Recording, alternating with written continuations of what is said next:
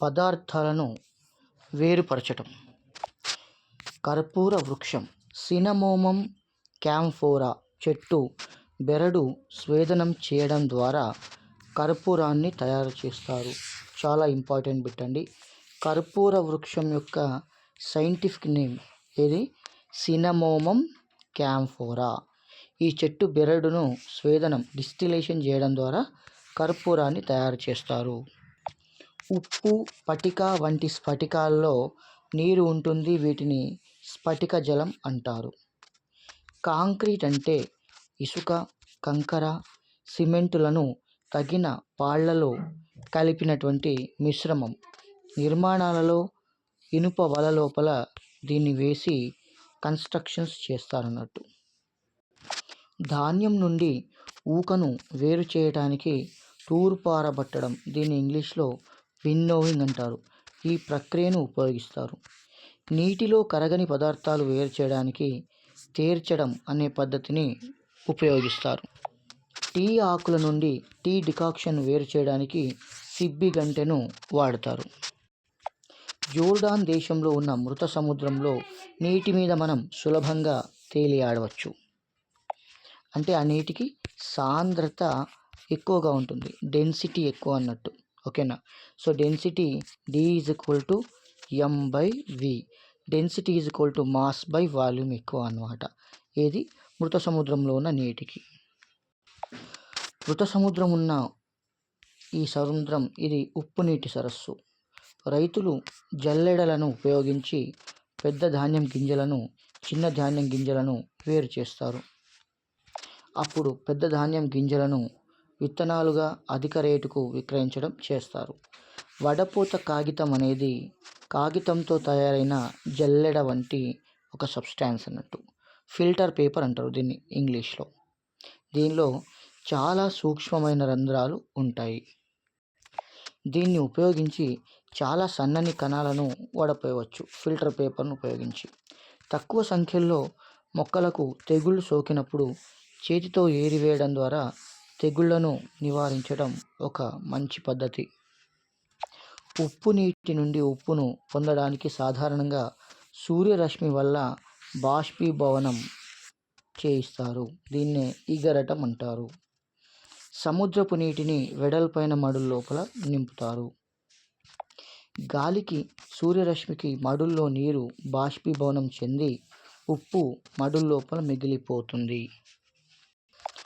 ఉప్పు నీటిని వేడి చేస్తూ నీరు ఆవిరిగా మార్చితే ఆ పాత్ర అడుగున ఉప్పు స్ఫటికాలు పొడి మిగలడం, దీన్ని క్రిస్టలైజేషన్ లేదా స్ఫటికీకరణం అంటారు.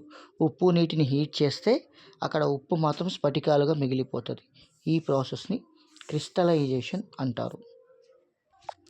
భూమిలో ఉండే ఇసుక, రాతి పొర గుండా నీరు భూమిలోనికి ఇంకేటప్పుడు అవి నీటిని శుద్ధి చేస్తాయి.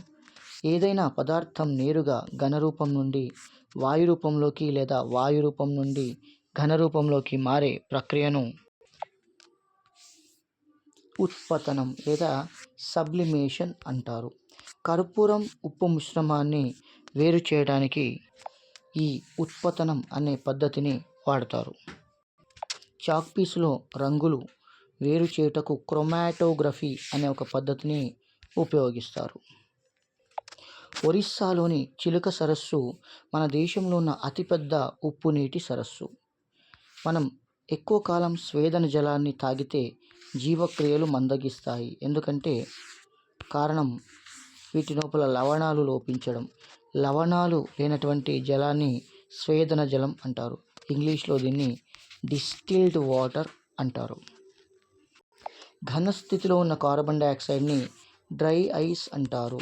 డ్రై ఐస్ అంటే సాలిడ్ కార్బన్ డైఆక్సైడ్. ఓకేనా అండి, చాలా ఇంపార్టెంట్ బిట్ ఇది.